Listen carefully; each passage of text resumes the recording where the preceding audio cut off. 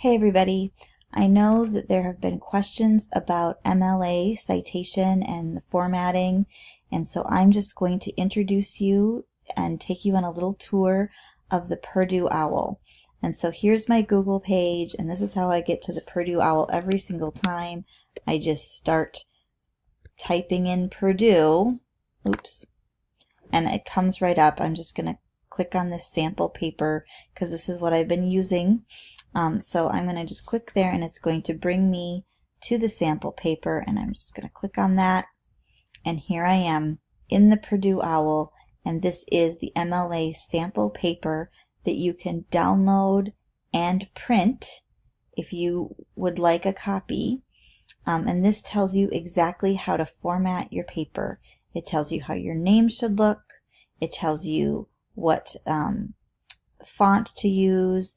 It's Times New Roman, 12-point font. It should be double spaced. It tells you how to write the date. It tells you where your name and page number should be. It tells you how to do the title. It gives you everything that you need to know, and it looks like it even tells you what to do here. It says that the green text boxes contain explanations and the blue boxes contain directions. So if you need the directions, you look at the blue. If you don't understand the directions, you look at the green. So this is something that I have posted before. I posted it before your personal narratives were due, and for the rhetorical mode paper, this is going to be required. The personal narrative was a narrative, so I wasn't too picky about it, but this is what you should be doing every time you write a paper in English, is you should be using this format. So it's right here, and you can download it, and then you can make sure that you're doing everything right. So there's that. Now I want to direct your attention, see how this, there's this navigation bar over here. And you can see that here's APA style, and here's Chicago style, and here's AMA style, which I've never even heard of. But this is the reason why I'm giving you this little tour, is because different disciplines use different formats for citations. English uses MLA citation. Psychology and education uses APA citation. History uses Chicago.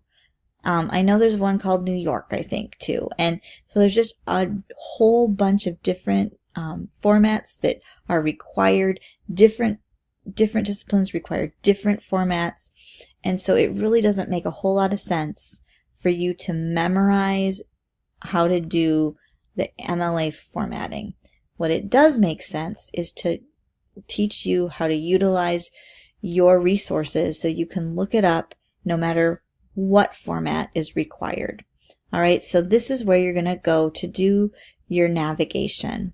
And your navigation is, I'm going to bring you to, let's do a works cited page for the books. Let's just do books, works cited page. So it gives you a little explanation here.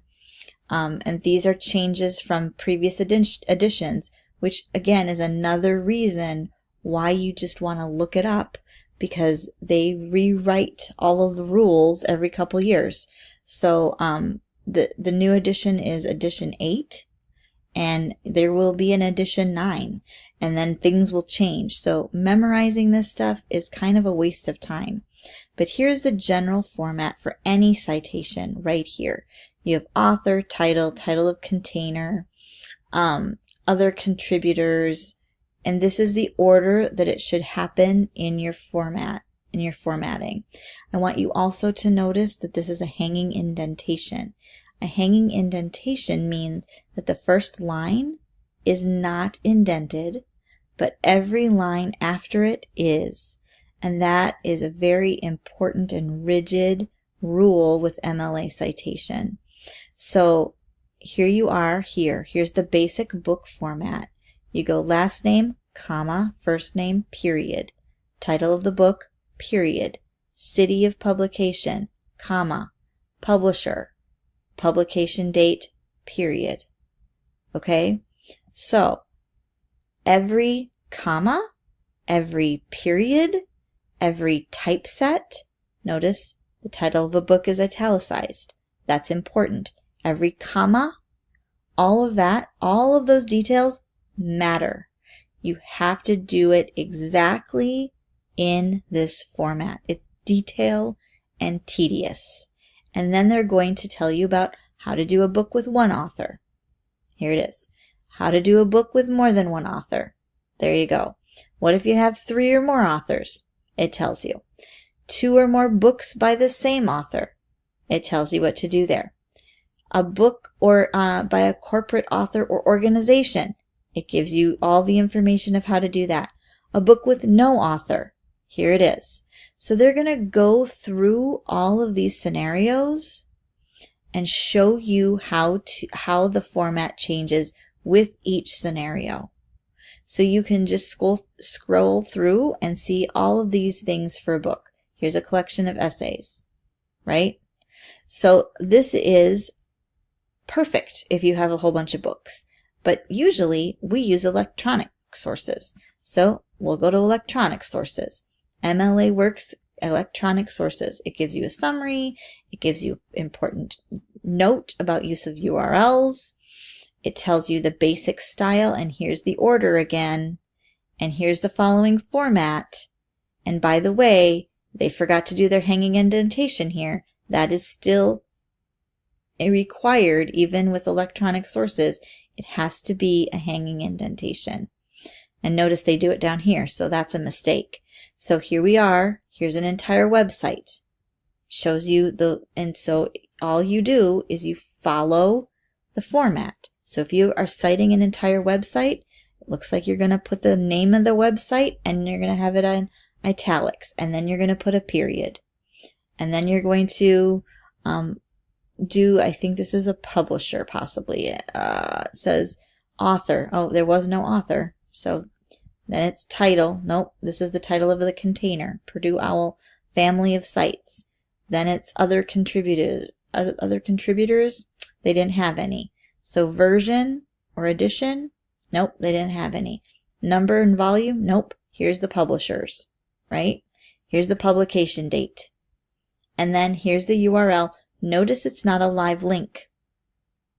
So there's no live links. So it should not be underlined. When you print out the paper, it should not be underlined. And when I open your paper, it shouldn't be a link.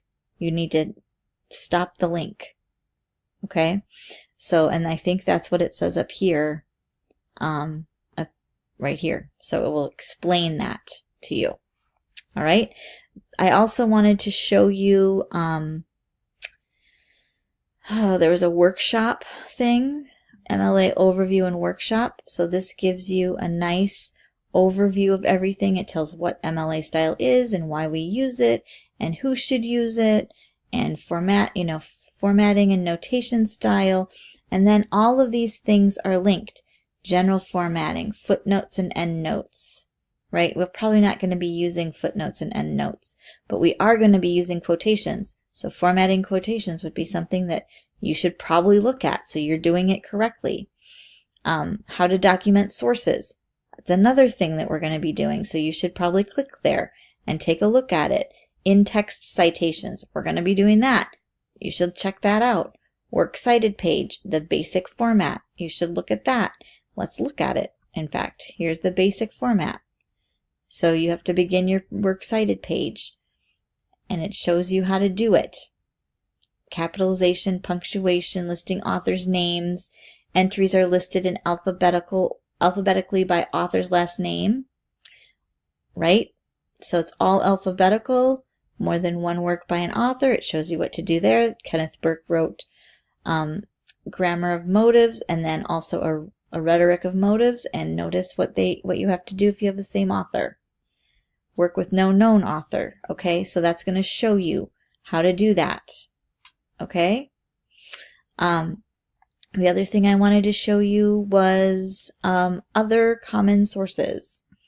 So other common sources, this is going to go through some weird stuff like interviews and speeches or lectures. But down here, photographs, paintings, but here's a song or an album. If you're using a song or an album in your rhetorical mode paper, this is where you'd come to figure out how to cite that. Here's a film or movies, television shows, Netflix, right? In podcasts, interesting. And down here is PDFs. And so if you have a PDF that you need to cite, here's your thing. All right. So I hope that this was a nice little tour, and it's just an introduction. I certainly didn't go over everything, but I really hope that it is a little bit less scary for you to come into the OWL and to click around and try and figure out your questions in here. So again, use your resources. If you still can't find how to do something, or you still have a question, feel free to email me, absolutely. But I want you to know that I have not memorized this. When I have to do a works cited page and I have to cite things, I come and look them up. That's what I do. Because again, they change. It morphs. Sometimes I have to use APA style. Sometimes I have to use MLA style. So I can't remember all of that, and it's not important to remember it because it's all right here and I can come and look it up. So this is why I'm not going to assign this to be memorized, but I am going to assign the paper to be done correctly. So use your resources, use the OWL, and I hope this was helpful.